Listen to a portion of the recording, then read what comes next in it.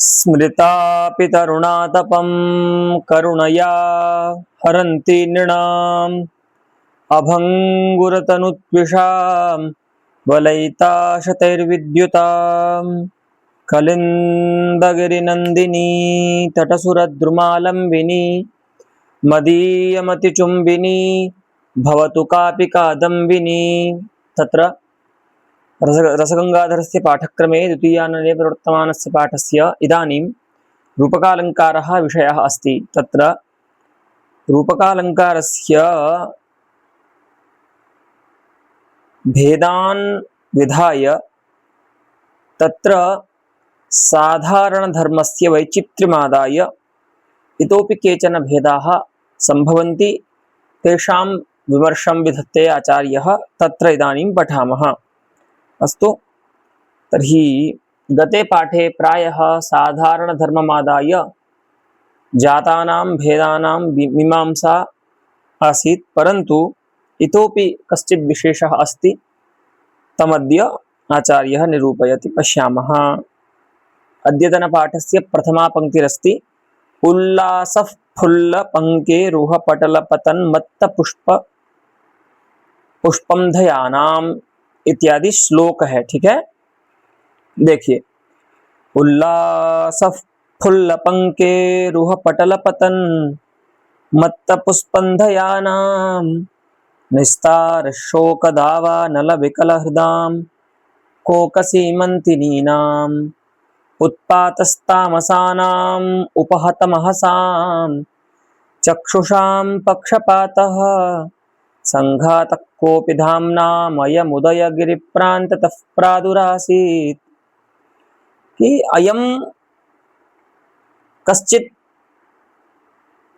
धाम्नां संघातः, तेजसां कश्चित् समूहः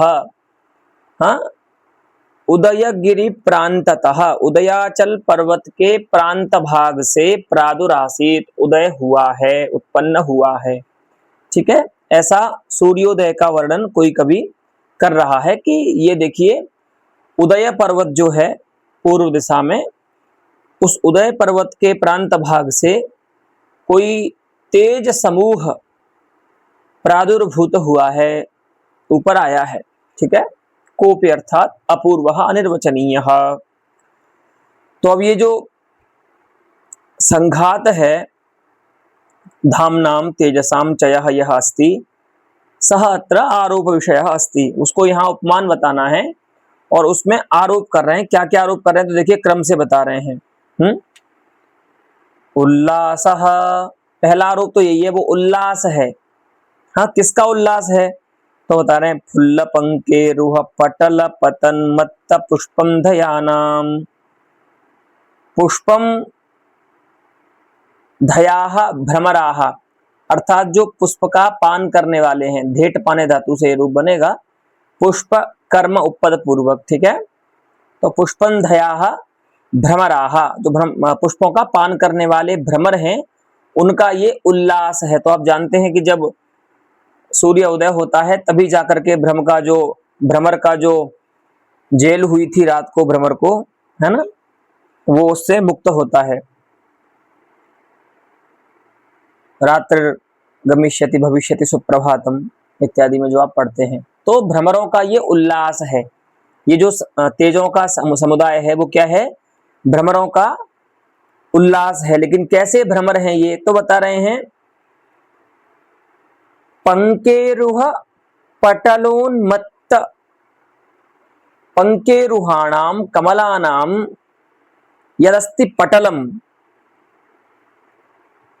तत्र पटले पतताम अर्थात पतनशीलानाम। ठीक है, और कैसे हैं मत्तानाम उन्मत्ताः सन्ति। ठीक है, क्योंकि पराग का पान तो कर ही लिया है तो इसलिए उन्मत्त हैं। तो पतताम उन्मत्तानां च भ्रमराणाम अयम उल्लासः अस्ति। ये क्या है, उन भ्रमरों का उल्लास है, उनका हर्ष है। और क्या है, निस्तार शोकदावा नल विकल हृदाम कोक सीमंतिनीनाम। कोक सीमन तिन्यः चक्रवाकस्त्रियः, चक्रवाक्यः है ना, तासाम चक्रवाकस्त्रीणाम चक्रवाकीनाम अयम निस्तारः अस्ति। निस्तारो नाम दुःख उद्धारः, दुःखस्य उद्धारः अस्ति। तो आप जानते हैं चक्रवाक जो पक्षी होता है उसका रात्रि जो समागम है वह नहीं हो सकता, शाप है उसको। तो जैसे ही सूर्य का उदय होता है वैसे ही वो उसका जो दुख था, विरहानल था, वो समाप्त हो जाता है और वह अपने प्रेयान या प्रेयसी के पास जो चक्रवाक है, चक्रवाकी है, वो जा सकती है। तो कोकसीमंतिनी नाम अर्थात चक्रवाकी नाम, अब वो है कैसी, तो उनका बता रहे हैं शोक दावानल विकल हृदाम, शोक एव दावानलः, शोक दावानलः, शोक रूपी जो दावानल है, अग्नि है, तेन दावानलेन विकलानि अर्थात भस्मीकृतानि हृदयानि यासाम तासाम शोक दावानल विकल हृदाम कोकसीमंतिनी नाम। हाँ, शोक रूपी अग्नि ने जला दिया है हृदयों को जिनके, ऐसी जो चक्रवाक पक्षियां हैं उनका ये क्या है, निस्तार है। ठीक है, दुख की समाप्ति है। ठीक है, तो इस प्रकार से दूसरा आरोप किया सूर्य पर, और तीसरा आरोप कर रहे हैं उत्पातस्तामसानाम, और जो अंधकार है उनका ये उत्पात है, नाशक है। ठीक है, तो उत्पातः तामसानाम, उनका ये विनाश है। और क्या है, उपहत महसाम चक्षुषाम पक्षपातः, अर्थात पक्षपातस्य हेतुः अर्थात सहायकः अस्ति। तो केषाम सहायकः, तो चक्षुषाम अर्थात नेत्राणाम, उन आंखों का ये सहायक बनता है तेजपुंज, जो आंखें कैसी हैं, उपहत महसाम, उपहतम महः अर्थात तेजः येषाम तेषाम उपहत महसाम, है ना, समाप्त कर दिया गया है तेज जिनका। तो आप जानते हैं रात्रि में जब सूर्य नहीं होता है तब आपके जो नेत्र होते हैं वो कुछ भी नहीं देख पाते हैं, क्योंकि वो आलोक सहकृत नहीं होते। इसीलिए ही चाक्षुष प्रत्यक्ष के प्रति चक्षुष सामान्य को कारण नहीं मान करके आलोक सहकृत चक्षु को कारण माना जाता है। तो उपहत महसाम चक्षुषाम, ऐसी आंखें जिनका तेज जो है वो समाप्त कर दिया गया है, नष्ट हो गया है, ऐसी आंखों के लिए क्या बनता है, सहायक बनता है, उनका पक्षपात करता है। ठीक है, ऐसा जो तेजों का समूह है वह उदयगिरि प्रांततः, उदयाचल पर्वत के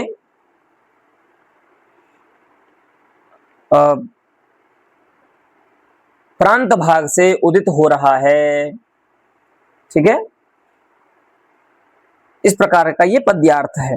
अब यहां देखिए, अत्र उपमेयः उपमेये उपमानस्य नारोपः अपितु कारणे कार्यस्य आरोपः इति न रूपकम भवति इति प्रांचः। यहाँ पर जो प्राचीन अलंकारिक हैं, मम्मटादि जो आचार्य हैं, उनका ये कहना है कि यहाँ पर उपमान का जो तादात्म्य है वह उपमेय में न हो करके कार्य का जो आरोप है वह कारण में हो रहा है, इसीलिए इस प्रकार के आरोप को हम रूपक नहीं कहते। इसीलिए आपने देखा आचार्य जगन्नाथ भी अपने लक्षण में क्या कहते हैं, उपमान तादात्म्यम। ठीक है, उपमान के तादात्म्य को उपमेय में वो रूपक कहते हैं। लेकिन यहां पर क्या है, आरोप तो है लेकिन कार्य का आरोप कारण में है, कार्य तादात्म्य को कारण में बताया जा रहा है, इसीलिए यह तादात्म्य जो है वो उपमान का तादात्म्य उपमेय में नहीं है, इसीलिए ऐसे तादात्म्य को हम रूपक नहीं कहेंगे। तो वही कह रहे हैं कि इति न रूपकम इति प्रांचः। तो बोले आपका क्या मत है, तो कह रहे हैं एतन्मतानुसारेण अस्माभिरपि, एतन्मतानुसारेण एव अस्माभिरपि लक्षितम, हम भी भैया वही मानते हैं जो प्राचीन आचार्यों की मति है कि कारण कार्यादि का जो तादात्म्य है वह रूपक नहीं होता है, अपितु उपमान और उपमेय का। इसीलिए आप हमारे जब लक्षण में देखते हैं तो हमने वहां पर तादात्म्य के ठीक पहले एक शब्द लिया है उपमान तादात्म्यम, ठीक है। उपमान का ही जो तादात्म्य होता है वह उपमेय में रूपक कहलाता है। अब यहां देखिए, वस्तुतः जो सूर्य होता है वो इनमें से कुछ नहीं होता, वो इन सभी जो पदार्थ ये कहे गए हैं इनका कारण होता है, ठीक है।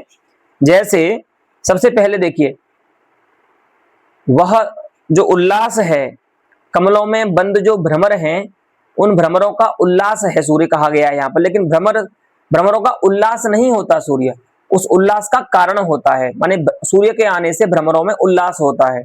उसी प्रकार से चक्रवाकियों का निस्तार माने दुख समुद्धार हेतु नहीं है, वो दुख समुद्धार नहीं है सूर्य, दुख समुद्धार का हेतु है, निस्तार का हेतु है। सूर्य आएगा तो जाकर के उनका निस्तार होगा। उसी प्रकार से अंधकारों का विनाश नहीं है, अभाव नहीं है, अभाव का हेतु है, विनाशक है। उसी प्रकार से चक्षुओं का पक्षपात नहीं है, चक्षुओं के पक्षपात का हेतु है, नेत्रों के पक्षपात का हेतु है, ठीक है। तो इस प्रकार से यहां पर जिन जिन पदार्थों का तादात्म्य सूर्य में बताया गया है उन सभी का कारण है सूर्य। तो यहाँ पर जो है वो उपमानोपमेय भाव न हो करके आरोप्यमान और आरोप विषय में कार्य कारण भाव संबंध है, इसीलिए कार्य का जो तादात्म्य है कारण में उसको हम रूपक न कह करके सामान्य तादात्म्य ही कहेंगे, वही यहाँ पर आचार्य जगन्नाथ का अभिप्राय है। लेकिन कह रहे हैं कुछ ऐसे भी हैं उच्छृंखल उद्दंड आचार्य जो इसको रूपक ही मानते हैं, तो वो कहते हैं उच्छृंखला पुनरारोप मात्रम रूपकम वदन्तः। कुछ ऐसे उच्छृंखल लोग हैं जो आरोप सामान्य को ही रूपक कहते हैं, उनको नहीं मतलब है कि उपमान का तादात्म्य उपमेय में हो, जो कोई भी आरोप हो हम उसको रूपक कहेंगे। ऐसा जो कहने वाले हैं उनके मत में इहापि ते रूपकम एव आचक्षते, वो यहाँ पर भी रूपक ही कहते हैं, ठीक है। इस पद्य में भी इति प्रागेव निरूपितम, यह हमने आपको पहले भी बता दिया है, ठीक है। तो इस प्रकार से ये एक समाप्त हुआ स्थल। अब एक नई शंका उत्पन्न होती है, ननु यशस् सौरभ्य लशुनः शांति शैत्य हुताशनः कारुण्य कुसुमाकाशः पिशुनः केन वर्ण्यते। यहां पर शंका ये हो रही है, ये पद्य आप पहले पढ़ चुके हैं कि किसी पिशुन व्यक्ति में इतने पदार्थों का तादात्म्य बताया जा रहा है कि वो लशुन है, वो अग्नि है या वो आकाश है, ठीक है। तो उनका तादात्म्य बताया जा रहा है, लेकिन बोल रहे हैं कि उस पिशुन में जो तादात्म्य बताया जा रहा है उसमें साधारण धर्म क्या है, हाँ उपमान के साथ उसका क्या साधारण धर्म है, वही पूछते हैं। इत्यत्र लशुन हुताशनाकाशैः पिशुनस्य किं साधर्म्यम्, अत्र आरोप विषयस्य पिशुनस्य आरोप्यमाणैः त्रिभिः आकाशादिभिः सह किं साधर्म्यम्, क्या साधर्म्य बताइए। ये न तेषाम अस्मिन् रूपकम उच्यते, जिसके कारण, क्योंकि वास्तविक तो अभेद होता नहीं है काव्य में, माने साधर्म्य मूलक ही होगा। तो यहाँ पर क्या साधर्म्य है जिसके कारण उन तीनों का तादात्म्य, उन तीनों का अभेद अस्मिन अर्थात पिशुने रूपकम उच्यते, जिससे उन तीनों का रूपक पिशुन में बताया जाता है, अभेद पिशुन में बताया जाता है। इति चेत, अगर आप ऐसा कहते हैं तो उसमें हमारा समाधान इस प्रकार से है, यशस् सौरभ्ययोः शांति शैत्ययोः कारुण्य कुसुमयोश्च ताद्रूप्ये। देखिए पहले क्या होगा, यश और सुगंध का, सौरभ का, शांति और शैत्य का, कारुण्य और कुसुम का, करुणा और पुष्प का, इन सभी पदार्थों के परस्पर माने अभेद होगा इनमें। तो अभेद माने आरोप्यमान रहेंगे यहाँ पर सौरभ, शैत्य और कुसुम, और आरोप के विषय रहेंगे यश, शांति और कारुण्य। माने सौरभ का आरोप यश पर किया जाएगा, शैत्य का आरोप शांति पर किया जाएगा जो राजा का गुण है, और माने हाँ किसी भी मनुष्य का गुण है उसका अभाव बताना है पिशुन में। और कुसुम का आरोप यानी पुष्प का आरोप कारुण्य माने करुणा पर किया जाएगा। जब इनका ताद्रूप्य हो जाएगा, ताद्रूप्ये शब्दाद उपस्थापिते, तो इनका ताद्रूप्य जब शब्द के द्वारा कह दिया जाएगा तब अनंतरम उसके बाद क्या होगा, यशोरूप सौरभ्याद्य भाववत्वम, यशोरूप जो सौरभ है उस सौरभ का अभाव वाला होना, यही साधर्म्य होगा यहाँ पर लशुनादियों का पिशुन के साथ। जैसे यशोरूप सौरभ जो है वह उसके अभाव वाला होता है लशुन, उसी प्रकार से ये जो पिशुन व्यक्ति है, चुगलखोर जो व्यक्ति है, उसका यश कहीं नहीं होता, वह भी यशोरूप सौरभ के अभाव वाला है। तो यशोरूप सौरभ्य अभाववत्वमेव अत्र लशुनेन सह पिशुनस्य साधर्म्यम अस्ति। उसी प्रकार से शांति रूप जो शीतलता है उसके अभाव वाला जैसे वह नहीं होता है, उसी प्रकार से इसमें भी पिशुन में भी शांति नहीं होती। ठीक है, तो शांति रूप शैत्य अभाववत्वम हुताशनेन पिशुनस्य साधर्म्यम अस्ति। उसी प्रकार से कारुण्य रूपम यत् कुसुमम अस्ति तस्य कारुण्य रूप कुसुमस्य कुसुमस्य यथा अभावः अस्ति आकाशे तथैव कारुण्य रूपस्य कुसुमस्य अभावः कुत्र अस्ति, पिशुने अस्ति। अतः कारुण्य रूप कुसुमाभाववत्वं साधर्म्यमस्ति पिशुनस्य आकाशेन सह।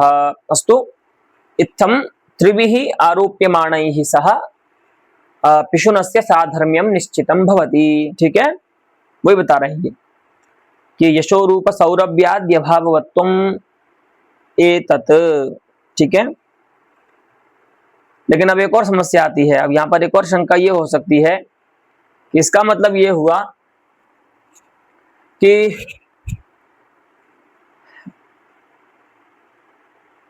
पहले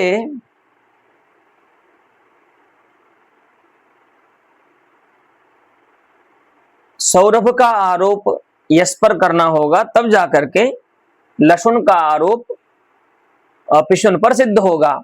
उसी प्रकार से पहले लशुन का आरोप पिशुन पे करना होगा, तब जाकर के सौरभ का आरोप यश पे सिद्ध होगा। तो कहने का अभिप्राय ये हुआ कि यहाँ पर जो दो आरोप हैं, एक तो पिशुन का तत्त धर्मी पर आरोप है, एक तत्त धर्मी का पिशुन पर आरोप है, और दूसरा उनके धर्मों का पिशुन के धर्मों पर जो आरोप है। ठीक है, वह जो आरोप है उन दोनों में अन्योन्याश्रय दोष आएगा, ऐसी शंका उपस्थित होती है यहाँ पर। ठीक है, वही कहते हैं एवमपि लशुन खलयोस्ताद्रूप्य सिद्धौ, माने लसुन और जो दुर्जन है पिशुन, उनके ताद्रूप्य की सिद्धि हो जाने पर लशुन रूप खलावृत्तित्वेन यशः सौरभ्योस्ताद्रूप्यम सिद्ध्येत। लसुन रूप खल में नहीं रहने वाला होने के कारण खलावृत्तित्वेन साधर्म्येण यशः सौरभ्योः, यश और सौरभ का जो ताद्रूप्य है वो सिद्ध हो सकता है। ठीक है, यानी कि पहले लशुन पर पिशुन पर लसुन का आरोप कीजिए, तब जाकर के यश पर जो सौरभ का आरोप है, सौरभ का आरोप है वो सिद्ध होगा। उसी प्रकार से यशः सौरभ्योस्ताद्रूप्य सिद्धौ च यशोरूप सौरभ्य शून्यत्वेन, माने यशोरूप सौरभ के अभाव वाला होने से लशुन खलयोस्ताद्रूप्यम सिद्धेत, माने इस आरोप के सिद्ध होने पर दूसरा आरोप सिद्ध होगा और उस दूसरे आरोप के सिद्ध होने पर यह आरोप सिद्ध होगा। तो परस्पर दोनों आरोपों में, दोनों रूपकों में अन्योन्याश्रय हो रहा है। एक अपरम अपेक्षते, है ना, सिद्धौ। तो इत्यन्योन्याश्रयो न शंकनीयः, दोनों में माने आरोपों में, रूपकों में अन्योन्याश्रय की शंका नहीं करनी चाहिए। क्यों? तो होता रहे सकल सिद्धे है कल्पनामयत्वेन, यहां पर जो काव्य में पदार्थों की सिद्धि होती है वो कल्पनाधीन होती है, कल्पनामय होती है, ठीक है। और कल्पनायाश्च स्व प्रतिभाधीनत्वात्, और कल्पना जो होती है वो कभी की प्रतिभाधीन होती है, कभी की प्रतिभा से अतिरिक्त पदार्थ की अपेक्षा कल्पना में नहीं होती। इसीलिए यह जो अन्योन्याश्रय है वो आपको लोक में हो तो हो, प्रतिभाधीन कल्पना में इस प्रकार का अन्योन्याश्रय नहीं होगा। तो पहले हम किसी भी एक पदार्थ का आरोप सिद्ध मान लेंगे और उससे दूसरे की सिद्धि कर लेंगे, ठीक है। तो बोले इसमें कोई दृष्टांत है आपके पास? तो बता रहे हैं, शिल्पी भी परस्परावष्टंभ मात्राधीन स्थिति का भी श्लेष्ट का भी गृह विशेष निर्माणाच। हाँ देखिए, शिल्पी लोग क्या करते हैं, एक दूसरे से सटा करके, माने एक दूसरे से जोड़ करके शिला और इष्टिका, इष्टिका माने ईंट और शिला माने पत्थर, तो परस्परावष्टंभ मात्राधीन स्थिति का, परस्परा अवष्टंभ एव अवष्टंभाधीना स्थिति ही येषाम ताभिः, अर्थात एक दूसरे का सहारे से ही है स्थिति जिनकी, ऐसे ईंट और पत्थरों से क्या करते हैं, गृह विशेष का निर्माण करते हैं। वहां पर आप ये नहीं कह सकते कि ये इस पे टिका है, क्योंकि वहां पर जो ईंट और पत्थर लगे होते हैं वे परस्पर एक दूसरे पर टिके होते हैं, ठीक है। तो जैसे शिल्पी परस्पर एक दूसरे पर आश्रित, हाँ, पत्थर और ईंटों से गृह विशेष का निर्माण करता है, उसी प्रकार से कवि जो होता है वह अपनी प्रतिभाधीन कल्पना में इस प्रकार से, जिनमें लोक में अन्योन्याश्रय दोष की शंका होती है, इस प्रकार के पदार्थों से उत्तम काव्य का निर्माण करता है, ठीक है, वो यहां पर बताया है। तो इस प्रकार से रूपकालंकार का निरूपण करने के बाद रूपकालंकार ध्वनि का निरूपण यहां से प्रारंभ करते हैं, ठीक है। देखिए, अथास्य ध्वनि तत्र शब्द शक्ति मूलो यथा, पहले शब्द शक्ति मूलक ध्वनि का उदाहरण दे रहे हैं। तो शब्द शक्ति मूलक ध्वनि में आप जानते हैं, द्वितीय के प्रारंभ में ही आपने पढ़ा था किस प्रकार से अनेकार्थक शब्द के प्रयोग होने पर प्रकरणादि जो अभिधा के नियामक हैं उनसे अभिधा का नियमन हो जाने पर, तात्पर्य निर्णय हो जाने पर प्राकरणिकार्थ विषयणी जो उपस्थिति होती है वो अभिधा के द्वारा हो जाती है, और फिर अप्राकरणिकार्थ का ज्ञान कराने के लिए व्यंजनावृत्ति आती है, ठीक है। ये आपने सब पढ़ लिया है पहले, केवल आपको उसका स्मरण करना है, ठीक है। अब देखिए, उसी शब्द शक्ति मूलक ध्वनि का एक उदाहरण दे रहे हैं आचार्य। किसी राजा का वर्णन कर रहा है कोई कवि और कहता है, विज्ञत्वं विदुषां गणेषु कवितां सामाजिकानां कुले मांगल्यं स्वजनेषु गौरवमथो लोकेषु सर्वेष्वपि दुर्वृत्ते शनितां नृलोकवलये राजत्वमव्याहतम् मित्रत्वं च वहन्न किंचन जने देवत्वमेको भुवि। हे देव, एतादृशं धर्मं वहन कोपि जनः नास्ति, है ना, जगति कोपि जनः एतादृशं धर्मम अथवा एतादृशानि धर्माणि वहन न दृश्यते, इतने सारे धर्मों का निर्वहन करता हुआ कोई मनुष्य संसार में दूसरा पृथ्वी पर दिखाई नहीं देता, ऐसे तो तुम ही हो, ठीक है।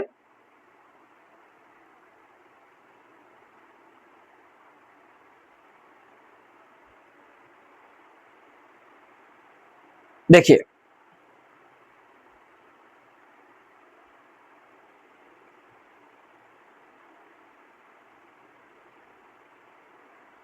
अकिंचन जने अर्थात अस्मिन् संसारे त्वमेव एकः अस्ति। अकिंचन जने मित्रत्वं वहन त्वमेव एकः अस्ति। वहन का अन्वय सब जगह करना है, ठीक है। देखिए विदुषाम गणे विज्ञत्वं वहन, विद्वानों के समुदाय में विज्ञता को धारण करता हुआ, विज्ञता का वहन करता हुआ अर्थात विद्वत्ता, ठीक है। और सामाजिका नाम कुले सुकविताम वहन, सभ्यों के समुदाय में, सामाजिकों के कुल में सुकविता का माने सुंदर काव्य कर्ण का वहन करते हुए, राजा अच्छा कवि भी है ये, तो उस प्रकार से सुकविता का वहन करता हुआ मांगल्यम स्वजनेषु, अपने जो निज जन हैं उनमें मांगल्य का वहन करता हुआ, मांगल्य का आचरण करता हुआ कोई दूसरा नहीं है, तुम ही हो। और गौरवमथो लोकेषु सर्वेष्वपि, सभी जन जो हैं आपकी प्रजाजन, उन सभी में गौरव का वहन करता हुआ, है ना, श्रेष्ठता का वहन करता हुआ, माने सभी जनों में ये श्रेष्ठ है। और दुर्वृत्ते शनिताम, हाँ जो दुर्वृत्त जन है माने जो दुष्ट जन हैं उनमें शनिता का वहन करता हुआ, माने वज्रता का वहन करता हुआ। हाँ दुर्वृत्ते अशनिताम वहन, अच्छा हाँ दुर्वृत्ते अशनिताम वहन, यहाँ पर अवग्रह की कल्पना करके अशनि अर्थ करना होगा, ठीक है। अशनि अर्थ, अशनि का अर्थ होता है वज्र, तो दुष्ट जनों के लिए तुम वज्र के समान हो, ठीक है। तो दुर्वृत्ते जने अशनिताम वहन और निर्लोकवलये,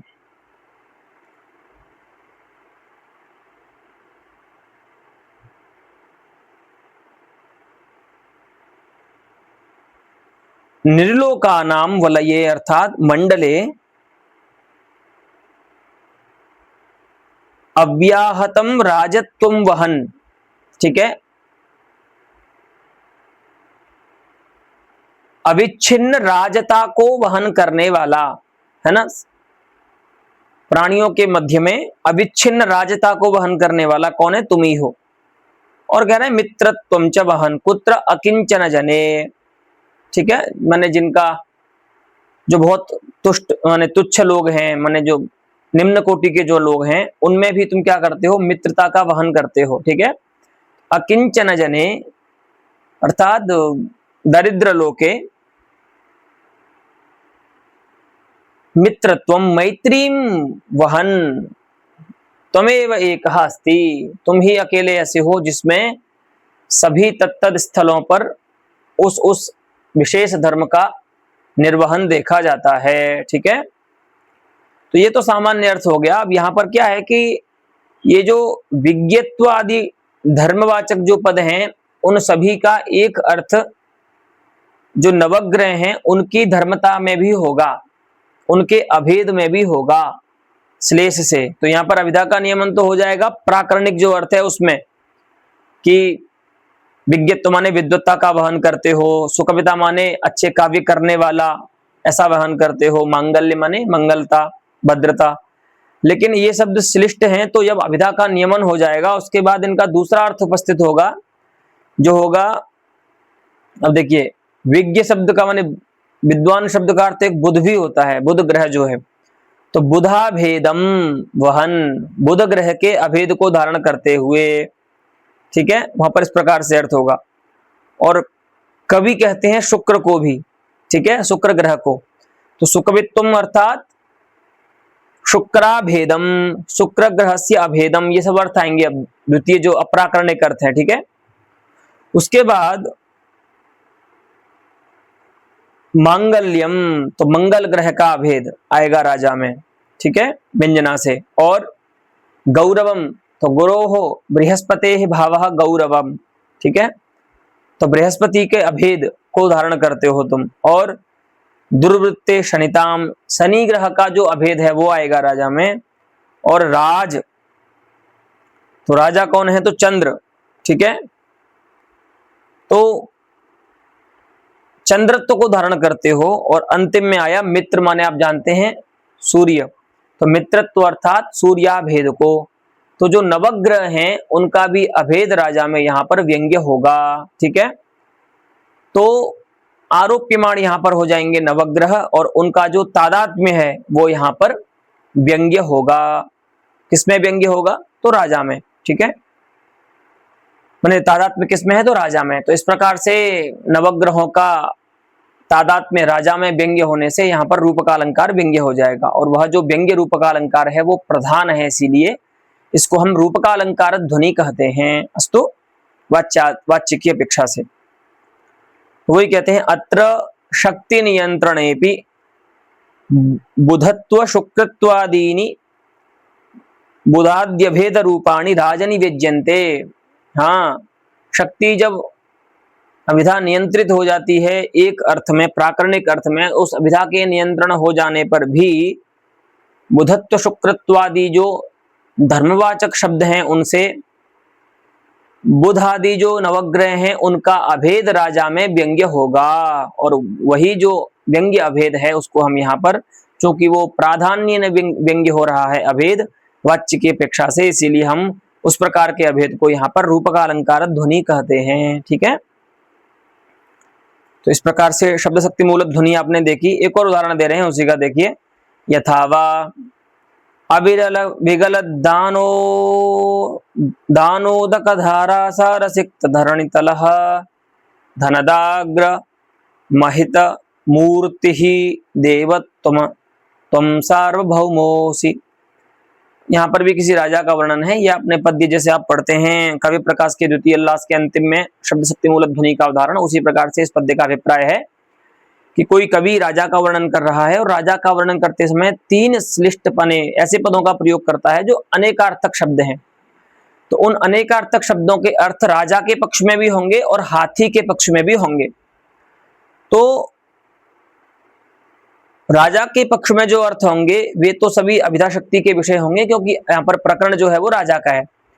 तो प्राकरणिक होने के कारण शक्ति का जो नियमन है वो राजपक्ष में जो अर्थ होंगे उनमें हो जाएगा। उसके बाद हस्ती पक्ष में जो अर्थ आएंगे वे सभी यहाँ पर व्यंजना के विषय बनते हैं, और यहाँ पर उस हस्ती का तादात्म्य जो है राजा में वो व्यंग्य होता है। तो यहाँ पर भी हम इसको रूपकालंकार कहते हैं। ठीक है, अर्थ देख लीजिए कि निरंतर गिरने वाला जो दानोदक है, माने दान निमित्त जो जल है राजा के हाथ से, वो दानोदक धारा से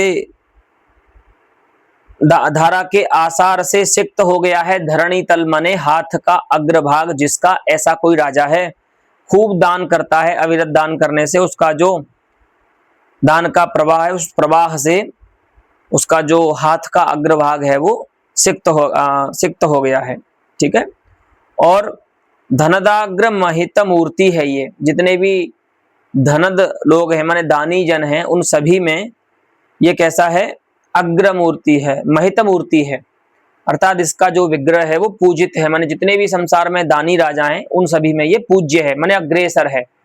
और अंतिम में सार्वभौम जो राजा का वाचक है कि ये सार्वभौम नाम का राजा है। अच्छा, ये तो हो गया राजा के पक्ष में विधा का नियमन होने से ये सभी अर्थ हो गए। लेकिन आप जानते हैं कि सार्वभौम नाम का दिग्गज है जो उत्तर दिशा का दिग्गज माना जाता है। ठीक है, और उत्तर दिशा के जो स्वामी हैं कुबेर, उनकी ये सवारी है, उनके आगे चलता है मतलब।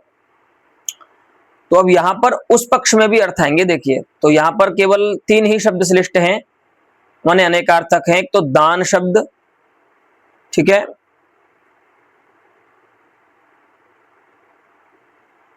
और धनद शब्द और सार्वभौम शब्द। ठीक है, तो दान शब्द का अर्थ जैसे हम यहाँ पर दान क्रिया कर रहे थे, है ना, अब यहां पर करेंगे दान का मदजल अर्थ। ठीक है, तो हाथी के क्या होता है? मदजल का अविरत विगलन होता है। तो अविरलम यथा स्यात् तथा विगलद यदस्ति, अर्थात पतद यदस्ति दानोदकम तस्य धारायाः यह आसारः अस्ति तेन आसारेण सिक्तम अस्ति धरणी तलम, अर्थात पृथ्वी का जो तल है। अच्छा, वहां पर भी वही करेंगे, दोनों पक्षों में अर्थ वही करना है। धरणी तल माने पृथ्वी का तल, माने वो इतने दान करता है कि पूरे पृथ्वी को उसने गीला कर दिया है राजा ने। और यहाँ पर भी अर्थ करेंगे कि इतना मद जल गिर रहा है हाथी के शरीर से कि उसने पूरी पृथ्वी को क्या कर दिया है, पूरे पृथ्वी के तल को गीला कर दिया है। अच्छा, दूसरा शब्द है धनद शब्द, यहाँ पर अनेकार्थक। तो वहां पर हमने धनद का अर्थ किया था धनम ददाती, और यहाँ पर धनद का अर्थ करेंगे कुबेर। ठीक है, कुबेर जो देवता हैं धन के, तो धनद माने कुबेर। तो धनदस्य अर्थात कुबेरस्य अग्रे महिता माने प्रशस्ता मूर्ति ही विग्रहो यस्य, ऐसा जो सार्वभौम नाम का दिग्गज होता है तो ये कुबेर के आगे चलता है। ठीक है, ऐसा जो सार्वभौम का नाम का राजा है वो।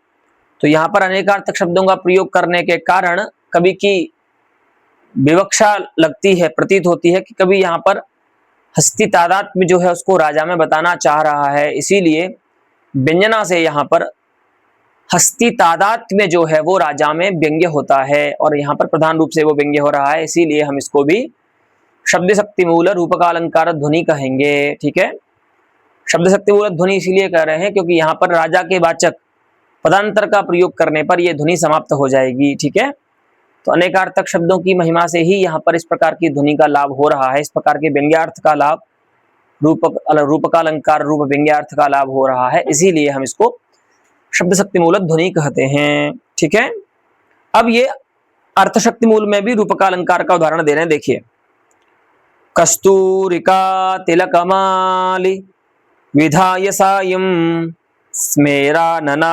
सपदिशील यसौधमौलिं प्रौढ़िं भजन्तु कुमुदानि मुदाराम् उल्लासयन्तु परितो हरितो मुखानि। अत्र काचित् सखी स्व सखीं कथयति कि हे सखी, त्वं सपदि सौधमौलिं शीलय प्रासाद शिखरं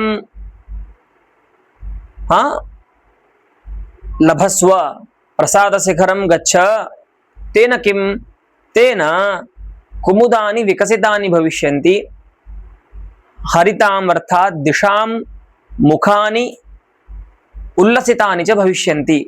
अब बताओ, नायिका में ऐसा क्या चमत्कार है जिसको देख करके दिशाओं के जो मुख हैं, अग्रभाग हैं, वो उल्लसित हो जाएंगे, और जो कमल हैं, ये कुमुद जो हैं, नील कमल, वो रात्रि कमल जो होते हैं, वे विकसित हो जाएंगे, हैं, प्रौढ़ी को प्राप्त हो जाएंगे। तो देखिए बता रहे हैं उसका अर्थ, देखिए, कस्तूरिका तिलकमाली विधाय सायं, तुम क्या करो, शाम के समय कस्तूरिका का तिलक करके, कस्तूरिका या तिलकम विधाय, हे आली, हे सखी, कस्तूरिका के तिलक को करके, और देखो सुबह नहीं जाना है, कब जाना है, सायं, शाम को तुम क्या करना, स्मेरानना, दुखी होकर के नहीं जाना, नहीं तो कमल नहीं खिलेंगे फिर, तो कैसे जाना है, तो स्मेरानना। ठीक है, प्रसन्न वदना सती, सपदि अर्थात शीघ्रम, सौध मौलिम, सौधः प्रासादः, मौलिः तस्य शिखरम, तत् सौध मौलिम अर्थात प्रसाद शिखरम, सबसे ऊपर चली जाना तुम शाम के समय में, शीलय आश्रयस्व, तेन किम, तेन प्रौढ़िं भजन्तु अर्थात विकासं भजन्तु, के कानि, कुमुदानि। ठीक है, और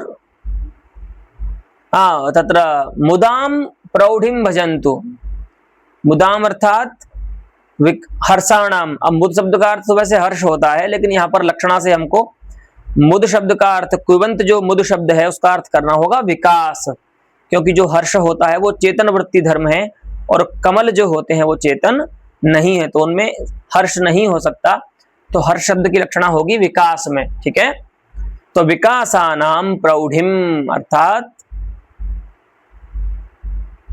तत्र पूर्णताम भजन्तु प्राप्नुयुः।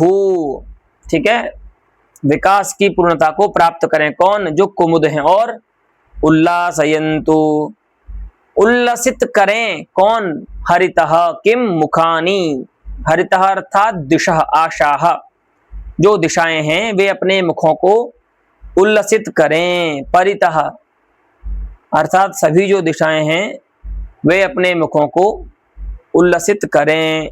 इसलिए तुम क्या करना, ठीक समय से छत पे चली जाना।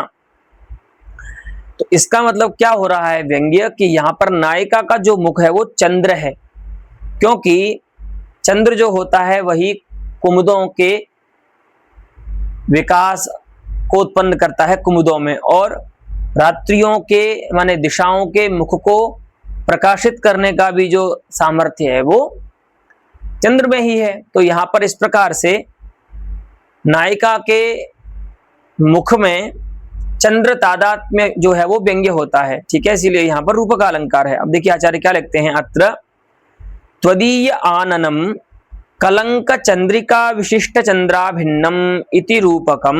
यहाँ पर रूपक है कि तुम्हारा जो मुख है नायिका हे सखी, तुम्हारा जो वदन है वो कलंक और चंद्रिका दोनों से विशिष्ट, ठीक है। तो इसीलिए क्या बोल रहे हैं, कस्तूरिका का तिलक लगाने के लिए बोल रही है, कस्तूरिका का तिलक लगा के जाना, क्योंकि वो चंद्र में भी क्या है, कस्तूरिका जो होती है वो भी उसी प्रकार की कृष्ण होती है। तो बोल रहे हैं कि तिलक लगा के जाएगी तो ही पूर्ण तादात्म्य आएगा, ठीक है। तो कलंक और चंद्रिका से विशिष्ट जो चंद्र है उससे अभिन्न तेरा मुख है, ठीक है। इति रूपकम कुमुद विकासादिना ध्वन्यते। कुमुदादियों के विकास के कारण इस प्रकार का रूपक यहाँ पर व्यंग्य होता है। न तो भ्रांतिमान, भ्रांति व्यंग्य नहीं होती। कोई कह सकता है ना कि चंद्र की भ्रांति हो गई नायिका के मुख में, इसीलिए कमल विकसित हो गए और दिशाएं अपने मुखों को उल्लसित करने लगी। तो कह रहे नहीं, भ्रांति की संभावना नहीं है। क्यों नहीं है तो बताते हैं, कुमुदानाम हरिताम च अचेतनत्वात्। भ्रांति जो है, भ्रम जो है वह एक प्रकार का ज्ञान है। अतस्मिन् तत्प्रकारकम ज्ञानम भ्रांति ही भ्रमः अप्रमा। तो वो तो चेतन वृत्ति ही हो सकता है ना ज्ञान। तो अचेतन जो दिशाएं हैं, अचेतन जो कुमुद हैं, उनमें भ्रम रूप ज्ञान कैसे हो सकता है। वही कह रहे हैं कि कुमुदानाम हरिताम च अचेतनत्वात्, है ना। तो इसीलिए इसको आप भ्रम नहीं कह सकते, इसको हम क्या कहेंगे, ये अभेद ही है, ठीक है। तो अब यहां पूर्व पक्षी कहेगा कि भैया इस प्रकार से तो फिर मुद शब्द से जो आप हर्ष बताना चाह रहे हैं वो हर्ष भी कैसे होगा, है ना। कुमुदों में और दिशाओं में, कि दिशाओं ने प्रसन्नता से अपना क्या कर लिया, मुखों को उल्लसित कर लिया, और कमलों ने अपना विकास कर लिया। तो वही कह रहे हैं कि नच अचेतनेषु मुदाम असंभवाद अवश्यम कुमुदादिषु चेतनत्वारोपेण भाव्यम। ऐसा नहीं बोलना चाहिए कि इस प्रकार से तो हर्ष भी अचेतनों में संभव नहीं होता है, इसीलिए कुमुदादियों में क्या कीजिए, चेतनत्व का आरोप कीजिए और चेतनत्व का आरोप करके उनमें भ्रांति मानिए।